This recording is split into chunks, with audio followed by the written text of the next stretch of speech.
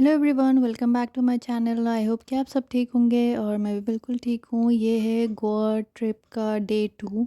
इसमें मैं आपके साथ पूरा अपना सेकंड डे शेयर करूँगी। हम लोगों ने गोवा में क्या क्या किया, कहाँ गए। तो ये था हमारे रूम की बालकनी से नज़ारा। ये अराउंड सुबह के 6-7 बज रहे थे। ये गार्डन फेसिंग व्यू था हमारा। और ये देखिए, ये दिवाली की मिठाई आई थी रात में, काफ़ी देर में, अराउंड 11-12 बजे देके गए थे। तब तक मैं और बच्चे तो सो गए थे और हस्बैंड ने ये लेके फिर फ्रिज में रख दी थी। ये लड्डू तो इंजीर का था और पिंक वाली मिठाई शायद स्ट्रॉबेरी फ्लेवर की थी, येलो वाली का मुझे याद नहीं है। तीनों काफ़ी टेस्टी थी। ये भी कॉम्प्लीमेंट्री दिया था इन्होंने। और हैप्पी दिवाली चॉकलेट से लिखा हुआ था तो बच्चों ने वो खा लिया।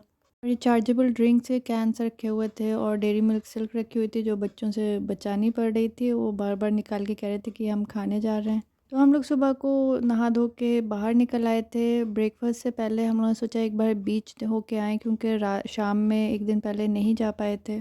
बच्चों को काफ़ी एक्साइटमेंट था बीच देखने का, क्योंकि वो लोग कभी गए नहीं थे। और ये रूम्स के बाहर ऐसा नज़ारा था, पूरे कॉरिडोर में ऐसे दोनों तरफ इन्होंने काफ़ी ग्रीनरी कर रखी है। काफ़ी अच्छा रिलैक्सिंग सा होटल था। वैसे तो काफ़ी गेस्ट आए हुए थे, लेकिन लगता नहीं था बाहर देख के कि कोई है। बस ब्रेकफास्ट के टाइम सब मिलते थे, पता चलता था कि कितने सारे लोग ठहरे हुए हैं। और इधर राइट साइड में स्पा बिल्डिंग थी, उसके बाहर इन लोगों ने ऐसे कर रखा है। और इन स्टैचूज़ के मटकों में से पानी भी गिरता है। काफ़ी ब्यूटीफुल सा नज़ारा लगता है। ये पूरी वॉल्स पे बेल चढ़ी हुई हैं तो अच्छा, एक रिलैक्सिंग सी फील आती है। ये अब हम लोग स्विमिंग पूल की तरफ निकल आए थे। ये देखिए कितना बड़ा स्विमिंग पूल है। इसमें डिफरेंट लेवल्स थे। छोटे बच्चों का अलग था और ज़्यादा डीप वाला अलग था। बड़ी बेटी तो स्विमिंग पूल देख के काफ़ी एक्साइटेड थी कि मुझे स्विमिंग करनी है। कि हम उन्होंने कहा पहले चलो बीच होके आते हैं, फिर कर लेना बाद में। तो बीच बस पीछे ही था, वॉकिंग डिस्टेंस पे। कुछ लोग तो गोल्फ कार्ट से भी जाते हैं, लेकिन हम लोग को ये थोड़ी सी वॉक अच्छी लगती है तो इसलिए हम लोग पैदल ही चले गए थे।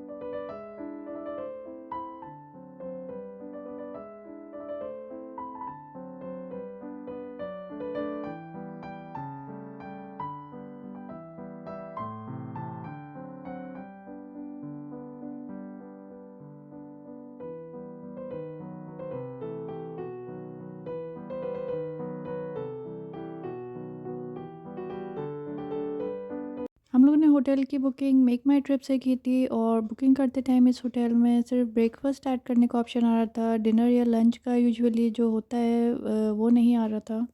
तो ऐसे फिर आप डिनर या लंच अलग से करेंगे तो काफ़ी महंगा पड़ता है। वरना अगर बुकिंग करते टाइम होता है ऐड तो इतना ज़्यादा कॉस्टली नहीं पड़ता है। तो यूजुअली हम लोग वैसे ही ऐड कर लेते हैं, एटलीस्ट डिनर तो ऐड कर लेते हैं, क्योंकि रात में कहीं भी जाओ तो रात में तो आप होटल पे आके थोड़ा रिलैक्स करना चाहते हो और डिनर कर होटल में ही करना पसंद करते हैं। लेकिन यहाँ पर ऐसा कोई ऑप्शन नहीं था तो हम लोगों को मजबूरी में बाहर करना पड़ता था डिनर। इनके रेस्टोरेंट्स तो थे, एक बाहर भी था ये कोटास करके, और अंदर भी थे, लेकिन ऑब्वियसली सब बहुत कॉस्टली होते हैं। और एक वक्त को आप खा भी लो, लेकिन बच्चे फिर कुछ भी नहीं खाते, ऑर्डर करते हैं हम लोग डिशेस और सब बच के जाता है। तो इसलिए फिर हम लोग बाहर खाना ही प्रेफर करते हैं कि डिफरेंट ऑप्शंस मिल जाते हैं, मेन्यू में देख के खुद सेलेक्ट कर लेते हैं। वरना फिर अगर होटल में हो तो बफे सिस्टम हो तो उसमें ऑप्शंस रहते हैं। वरना अगर आप ऑर्डर करेंगे तो आप पर्टिकुलर डिशेस ही ऑर्डर करेंगे और वो भी बच्चे नहीं खाएं तो फिर वेस्ट जाता है। तो ये हम लोग आ गए थे बीच पर और धूप निकली हुई है काफ़ी, लेकिन सुबह को और शाम को इतनी गर्मी नहीं होती थी। इस वक्त ये धूप इतनी बुरी नहीं लग रही थी, लेकिन थोड़ी दोपहर में हो जाती थी तो फिर बहुत ज़्यादा गर्म हो जाता था। उस टाइम पे आप बिना सन ग्लासेस और हैट्स के बाहर नहीं रह सकते। तो यहाँ पर आने पर आप इसका ज़रूर ध्यान रखें कि सन ग्लासेस, हैट्स और सनस्क्रीन तो मस्ट है ही। मैंने बच्चों के लिए मामाअर्थ की सनस्क्रीन ले रखी है। वो लोग केमिकल्स नहीं यूज़ करते तो मुझे सेफ़ लगता है बच्चों की स्किन पर लगाना। वैसे मैं बच्चों के लिए बहुत ही सेलेक्टेड चीज़ें ही यूज़ करती हूँ।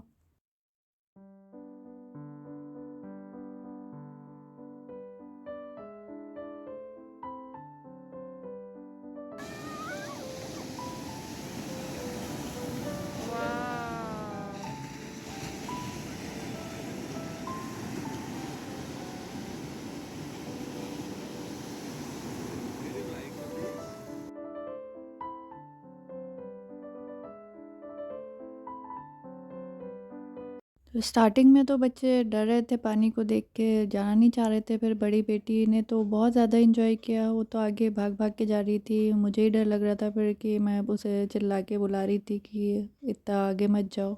वैसे यहाँ पर सब सेफ़ है, कोई इतना ज़्यादा पानी नहीं आ रहा था, वेव्स इतनी हाई नहीं थी।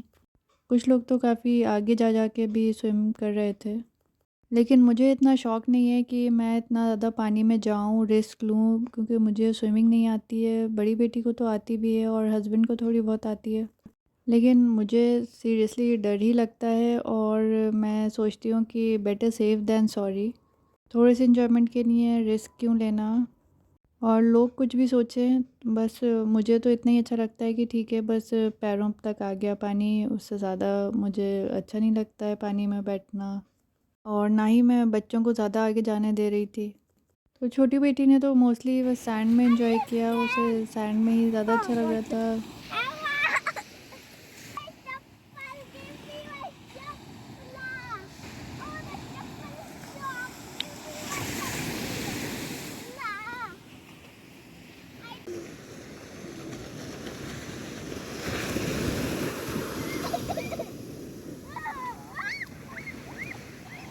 तो वो ये था बड़ी बेटी का फर्स्ट एक्सपीरियंस। उसके ज़रा से जब पैरों पे पानी आया तो वो चिल्ला के भागी। फिर 1-2 बारी बस वो डरी, फिर तो उसने बहुत एंजॉय किया। फिर हस्बैंड छोटी बेटी को ले जा रहे हैं अब। ये तो बहुत डरती है हर चीज़ से ही, और फिर एक बार इसे एक्सपीरियंस हो जाता है तब एंजॉय करती है। तो इसे समझाना मेरे बस का तो होता नहीं है, हस्बैंड ही ज़बरदस्ती इसे पकड़ के ले जाते हैं। और इसने स्विमिंग पूल में भी यही किया था, जाना नहीं चाह रही थी, फिर फाइनली हस्बैंड ही ज़बरदस्ती लेके गए, फिर इसने खूब ही एंजॉय किया।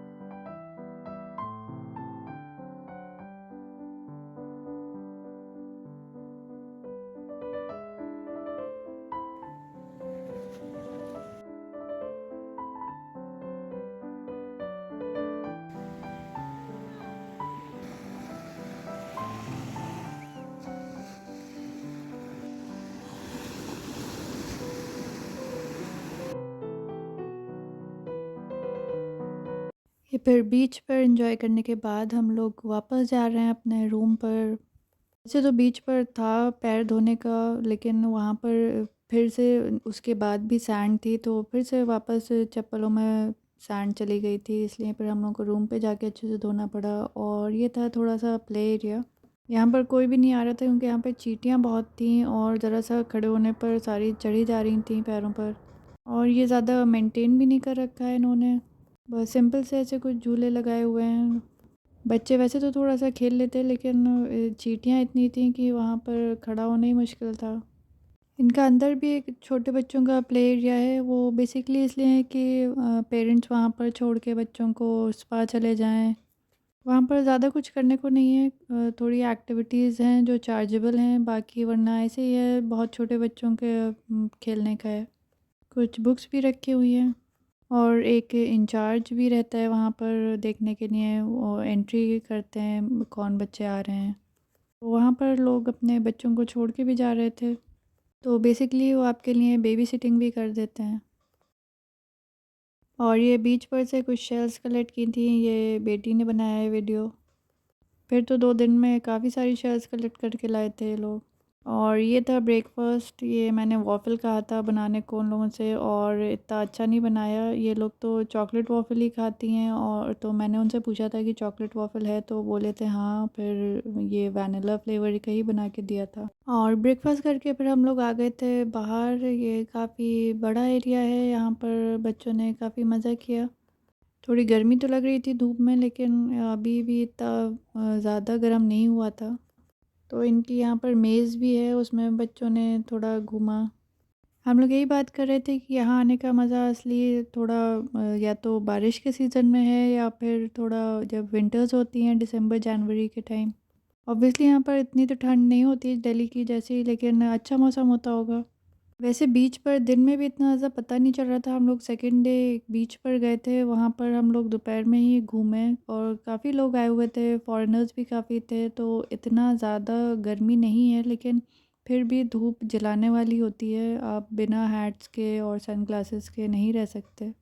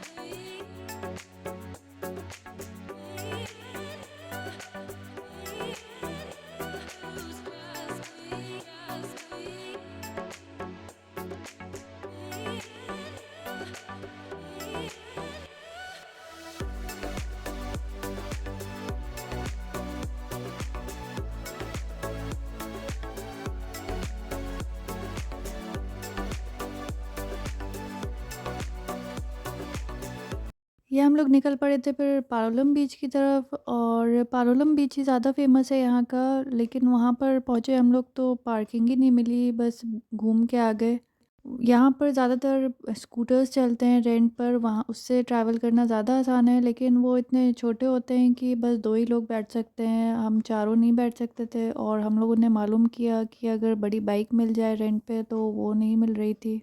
और मुझे स्कूटी चलानी नहीं आती है, इसलिए फिर हम लोग उससे ट्रैवल नहीं कर पाए। और कार की क्योंकि पार्किंग नहीं मिली, और मिल रही थी तो वो बहुत दूर थी, इतनी दूर बच्चे चलते नहीं। और बहुत सारे फॉरेनर्स भी यहाँ पर स्कूटी लेकर घूमते हैं या फिर पैदल घूमते हैं। ये देखिए पालोलम बीच के बाहर ये मार्केट थी काफ़ी बड़ी, काफ़ी सारा यहाँ पर लोकल सामान मिल रहा था। मेरा बहुत मन कर रहा था कि यहाँ पर एक्सप्लोर करें, थोड़ी सी शॉपिंग करें, लेकिन यहाँ पर इतनी भीड़ थी कि, और यहाँ पर पार्किंग सारी फुल थी, तो हम लोग चाहते हुए भी पारोलम बीच नहीं घूम पाए। और लेकिन पारोलम बीच हम लोग ने थोड़ा-सा ऐसे देख लिया था क्योंकि राजबाग बीच से कनेक्टेड ही था, तो नेक्स्ट डे इवनिंग में हम लोग राजबाग बीच के थोड़ा एंड तक चले गए थे। वो पारोलम बीच और राजबाग बीच कनेक्टेड हैं रिवर से, एक पतला-सा बहुत रिवर जा रहा था, उसे आराम से वैसे तो क्रॉस कर रहे थे लोग। लेकिन रात होने वाली थी तो इसलिए हम लोगों ने सोचा कि सब एक ही सही तो है, दिख रहा था वहीं से, तो हम लोगों ने फिर वो क्रॉस नहीं किया, और बच्चे भी थोड़ा डर रहे थे। नेक्स्ट वीडियो में मैं दिखाऊंगी वो आपको। तो यहाँ पर देखिए खाने पीने के भी काफ़ी ऑप्शंस हैं, शॉपिंग के, होम डेकोर के बहुत सारे ऑप्शंस थे। फिर इस दिन तो हम लोग ये बीच नहीं घूम पाए, फिर नेक्स्ट डे हम लोग अगोंडा बीच गए थे जो दूसरी साइड पड़ता है, वहाँ पर थोड़ा घूम लिए थे। वहाँ इतनी भीड़ नहीं हो रही थी, वो इतना ज़्यादा बड़ा भी नहीं है। मैं वो दिखाऊंगी अपने नेक्स्ट व्लॉग में। तो फिर अब लंच का टाइम हो रहा था, हम लोग कोई जगह ढूंढ रहे थे कि पार्किंग की मिल जाए, लेकिन पार्किंग कोई नहीं मिली, काफ़ी दूर जाके मिली, तो वहाँ पर रेस्टोरेंट हमें कोई समझ में नहीं आए। तो छोटे मोटे ईटरीज थे आसपास, लेकिन फिर हम लोग को कुछ समझ में नहीं आ रहा था, सही नहीं लगा। एक यहाँ पर आए थे, यहाँ थोड़ी पार्किंग थी, तो ये अकासा गोवा करके, लेकिन अंदर जाके पता चला, हस्बैंड जब देखने गए तो वो कुछ स्पा का था। हम लोग फिर अपने होटल के सामने ही आ गए थे, यहीं से हम लोगों ने रात का खाना खाया था। ये फेमीज किचन करके है रेस्टोरेंट, तो हम लोगों ने लंच फिर यहीं कर लिया था, जस्ट हमारे होटल के सामने ही था। और काफ़ी अच्छी जगह है, बाहर से देखने में इतना पता नहीं लगता, लेकिन अंदर प्रॉपर बैठने का भी है और बाहर भी बैठ के आप खा सकते हैं। तो बच्चों ने अपने लिए लाइम सोडा मंगाया था, और मैंने ये फ्रेश पाइनएप्पल जूस, और हस्बैंड ने लस्सी ली थी। और खाने में फिर एक थाली ले ली थी और बच्चों को टिक्का खाना था। वो लोग तो चिकन टिक्का कही थी, लेकिन हमने कहा चलो फ़िश टिक्का यहाँ पर खाओ। तो ये किंग फ़िश की थाली है, इसमें ये फ्राइड फ़िश मिलती है और एक प्रॉन्स की सब्ज़ी होती है और 2-3 डिशेज़ और होती हैं, सभी बहुत टेस्टी थी, हम लोग को बहुत मज़ा आया। और यहाँ पे ज़्यादा भीड़ भी नहीं होती, थोड़े ही लोग आते हैं क्योंकि ये अलग को है और ज़्यादातर ललित के ही गेस्ट्स आके यहाँ खाना खा लेते हैं। तो मैं तो रिकमेंड करूँगी, अगर आप उस तरफ जा रहे हैं पारोलम बीच, गोंडा बीच या राजबाग बीच की तरफ, तो आप फेमिस किचन ज़रूर जाएँ। और फिर शाम को हम लोग आ गए थे राजबाग बीच, बच्चों ने यहाँ पर फिर एंजॉय किया और अच्छा मौसम हो रहा था। सनसेट भी देखा हम लोगों ने यहाँ का। और बड़ी बेटी को देखिए, अब इतनी फ्री हो गई, अब बस भागती फिर रही है पूरे बीच पर। हम लोगों को इसे रोकना पड़ा था कि ज़्यादा आगे ना चली जाए। यहाँ पर वाटर स्पोर्ट्स भी होते हैं और आप बोट राइड भी ले सकते हैं। वो कह रहे थे कोई कह रहा था 2500, कोई कह रहा था 4000 में 2 घंटे घुमाएंगे। कुछ आसपास की बीचेस दिखाएंगे। तो यहाँ पर बटरफ्लाई बीच भी है। फिर नेक्स्ट डे हम लोग को एक बटरफ्लाई मिली थी, वो काफ़ी बड़ी थी, तो हो सकता है बटरफ्लाई बीच पे जो होंगी बटरफ्लाइज वो बड़ी होती होंगी, इसीलिए शायद उसका नाम बटरफ्लाई बीच पड़ गया है। तो हम लोग बोट राइड पे 2 माइंड्स में हो रहे थे क्योंकि थोड़ा सेफ नहीं लगता है सी में ऐसे ओपन बोट में जाना। अगर यहाँ शिप क्रूज़ होता तो हम लोग वो ज़रूर कर लेते, वो यहाँ पर हम लोग को साउथ गोवा में मिला नहीं कोई, शायद नॉर्थ गोवा की साइड ही होता है। तो हम लोगों ने फिर बोट राइड नहीं की थी। हस्बैंड का मानना है कि अगर अच्छे से स्विमिंग आती है तभी ऐसे बोट में जाना चाहिए, क्योंकि ऐसी खुली बोट्स का पलटने का डर होता है। और छोटी बेटी अपने ड्राइंग में ही खुश थी, सैंड में शेप्स बना रही थी और इसने काफ़ी देर ये सब किया। यहाँ पर इस तरफ कोई ज़्यादा शॉप्स नहीं है, बस वो मसाज वाले घूमते रहते हैं और कोकोनट वाटर मिलता है।